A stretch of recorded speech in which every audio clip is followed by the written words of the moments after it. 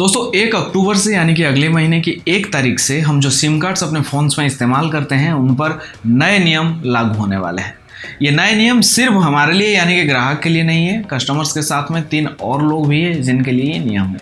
Customer, company, इन SIM cards को बेचने वाले दुकानदार और इन सिम कार्ड्स का इस्तेमाल करके गलत तरीके से लोगों को जो है धोखाधड़ी का शिकार करने वाले स्कैमर्स, सबके लिए 1 अक्टूबर बहुत कुछ नया लेकर आने वाला है।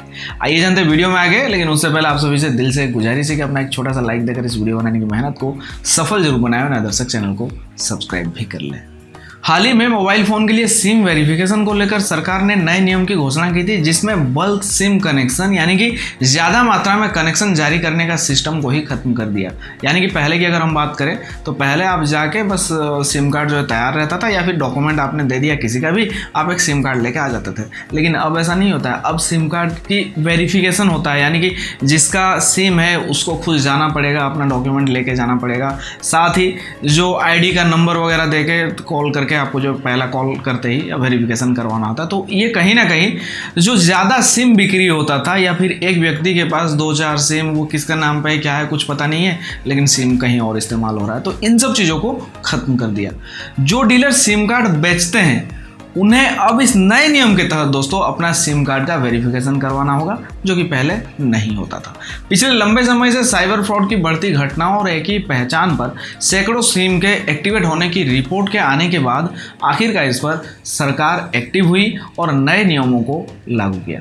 बताया जा रहा है कि अब तक 52 लाख फोन कनेक्शंस को बंद किया जा चुका है। दूरसंचार मंत्री अश्विनी वैष्णव के अनुसार सरकार ने 66,000 धोखाधड़ी वाले व्हाट्सएप अकाउंट्स को ब्लॉक कर दिया है, जिसका इस्तेमाल अब नहीं किया जा सकता, और साथ ही 67,000 सिम कार्ड डीलरों को भी ब्लैकलिस्ट कर दिया गया है जो सिम नहीं बेच सकते हैं। इतना ही नहीं, धोखेबाजों के खिलाफ 300 से ज़्यादा FIR दर्ज की जा चुकी है और 52 लाख फ़ोन कनेक्शंस डीएक्टिवेट कर दिए गए हैं जो कि इनसे जुड़े हुए थे या तो फिर जिनका मालिक कोई और था और इस्तेमाल कोई और कर रहा था।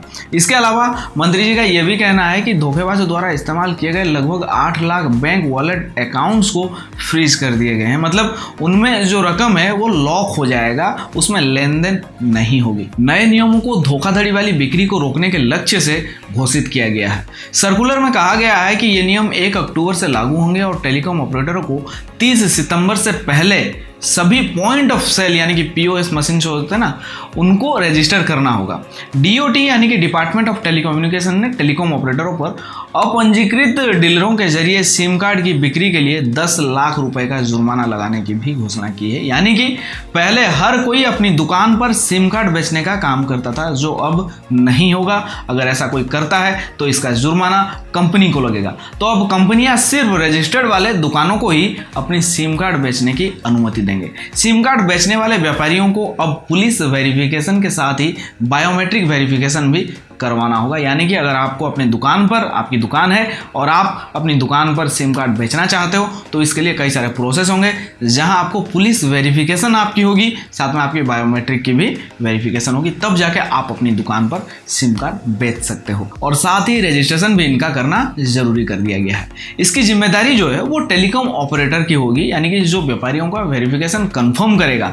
आपको कोई भी कंपनी सिम अपना देने से पहले वो आपकी वेरिफिकेशन पहले कंफर्म करेगा, तभी जाके आपको सिम देगा, यानी कि अगर आपकी दुकान है तो।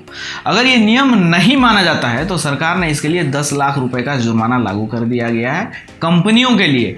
अगर कोई व्यापारी गलत तरीके से सिम बेच रहा है, उसने खुद को वेरीफाई नहीं कराया है, रजिस्टर नहीं कराया है, सिम बेच रहा है, तो कंपनी को 10 लाख रुपए लगेंगे जुर्माना, तो जो कि जाहिर सी बात है कंपनी अब सख्त यहाँ पे होने वाली है। वर्तमान में सिम कार्ड बेचने वाले व्यापारियों के लिए सरकार ने 12 महीने का समय दिया है, जिसमें वो अपना वेरिफिकेशन करवा सकते हैं और रजिस्ट्रेशन करवा सकते हैं। 12 महीने तक बिना वेरिफिकेशन के भी आप सिम कार्ड बेच सकते हो, लेकिन 12 महीने के अंदर आपको करवा लेना है, वरना आप आगे सिम नहीं बेच पाओगे।